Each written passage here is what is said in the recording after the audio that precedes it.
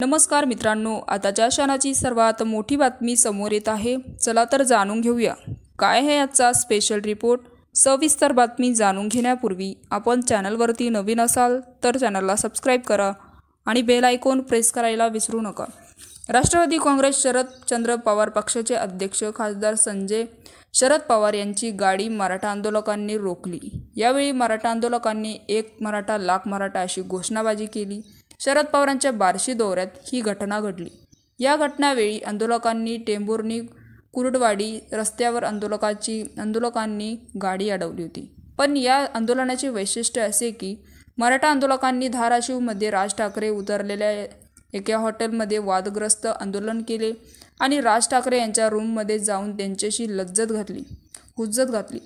तर अशोक चव्हाण यांच्याशी देखील नांदेड जिल्ह्यातील मुंगट गावात आंदोलनाचे वाद झाले।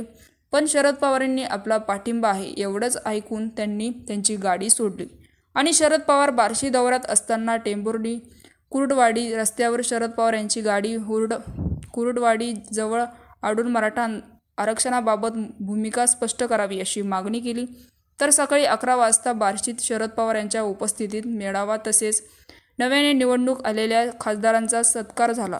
त्यानंतर दुपारी 4 वाजेपर्यंत हे बार्शीत आहेत। संध्याकाळी सोलापूर शहरातील लिमईवाडी येथे बैठक होते आणि भाजप खासदार अशोक चव्हाण यांना एका कार्यक्रमात मराठा आंदोलकांच्या आरक्षणाबाबत जाब विचारला। तर आरक्षणासाठी तुम्ही काय केलं? आरक्षण देण्यासाठी इतका वेळ का लागतो असा सवालही आंदोलकांनी केला। आमच्या योद्धाची प्रकृती खालावली आहे। आरक्षण वेळच दिले नाही तर विधानसभेत तुमच्या सोबत नाही राहणार असं देखील त्यांनी म्हणाले।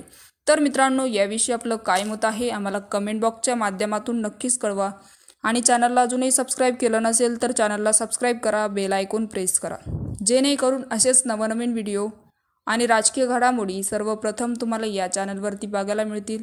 तूर्तास धन्यवाद। जय महाराष्ट्र।